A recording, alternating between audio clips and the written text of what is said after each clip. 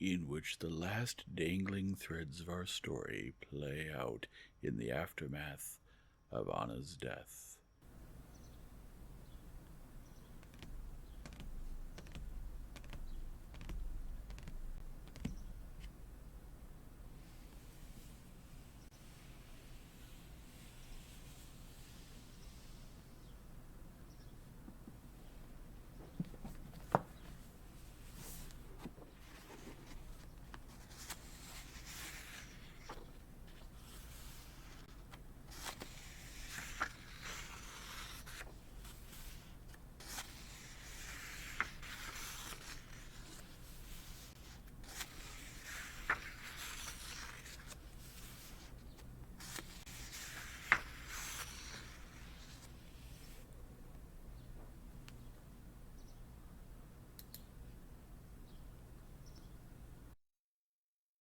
Chapter 13. And Levine remembered a recent scene with Dolly and her children.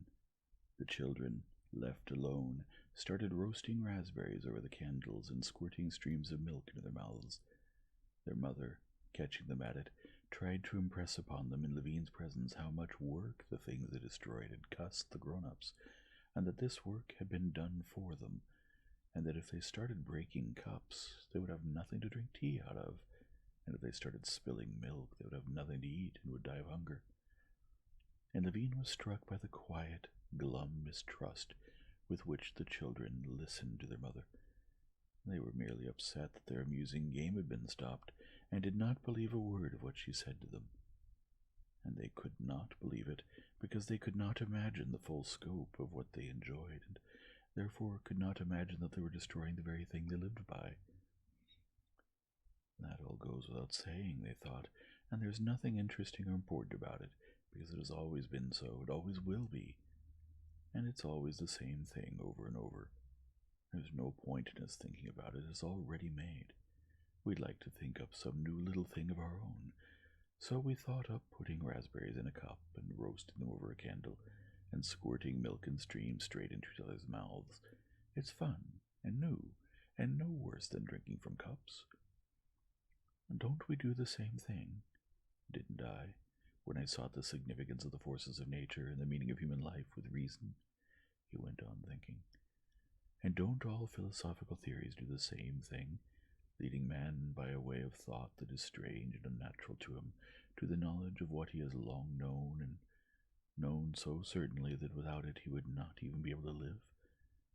Is it not seen clearly in the development of each philosopher's theory that he knows beforehand, as unquestionably as the music Fyodor, and no whit more clearly than he, the chief meaning of life, and only wants to return by a dubious mental path to what everybody knows? Go on. Leave the children alone to provide for themselves, to make the dishes, do the milking, and so on. Would they start playing pranks? They'd starve to death. Go on. Leave us to ourselves, with our passions and thoughts, with no notion of one God and Creator, or with no notion of what the good is, with no explanation of moral evil. Go on. Try building something without those notions. We destroy only because we're spiritually sated, exactly like children. Where do I get the joyful knowledge that I have in common with music, which alone gives me peace of mind? Where did I take it from? Having been brought up with the notion of God as a Christian, having filled my whole life with the spiritual blessings that Christianity gave me, filled me with those blessings myself in living by them, but, like the children, not understanding them, I destroy. That is, I want to destroy what I live by, and as soon as an important moment comes in my life, like children who are cold and hungry, I go to him, and even less than children scolded by their mother for their childish pranks, do I feel that my childish refusal, let well enough alone, is not to my credit.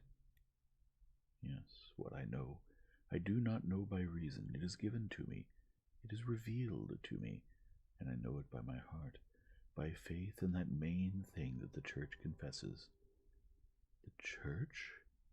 The Church, Levine repeated, turned over on his other side, and leaning on his elbow, began looking into the distance, at the herd coming down to the river on the other bank.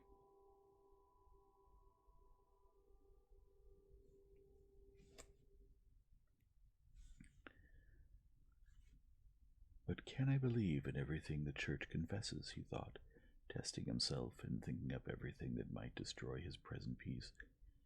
He began purposely to recall all the teachings of the Church that had always seemed to him the most strange and full of temptation. Creation? And how do I account for existence? By existence? By nothing? The devil and sin? And how am I to explain evil? The Redeemer? But I know nothing, and can know nothing but what I've been told along with everybody else. And it now seemed to him that there was not a single belief of the Church that violated the main thing, faith in God, in the good, as the sole purpose of man. In place of each of the Church's beliefs, there could be put the belief in serving the good instead of one's needs, and each of them not only did not violate it, but was indispensable for the accomplishment of that chief miracle, constantly manifested on earth, which consists in it being possible for each person, along with millions of the most diverse people, sages and holy fools, children and old men, along with everyone, with some peasant, with Lvov, with Kitty, with beggars and kings, to understand one and the same thing with certainty, and to compose that life of the soul which alone makes life worth living, and alone is what we value. Lying on his back, he was now looking at the high, cloudless sky.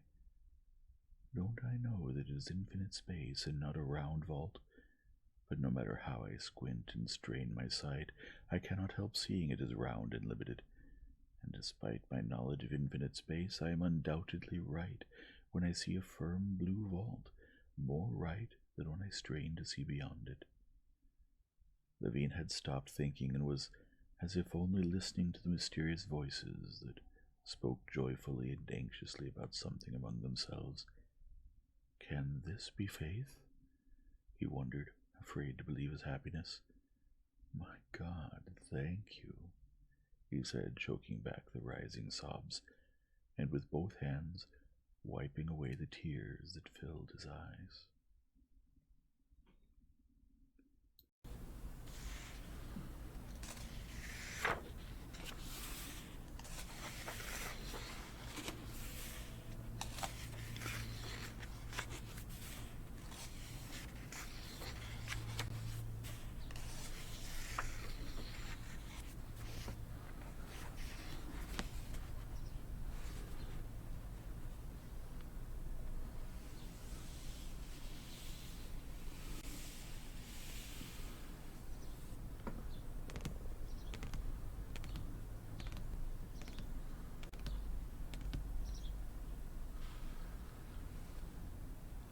If you enjoy this format, please leave a like and subscribe and return tomorrow for the next chapter.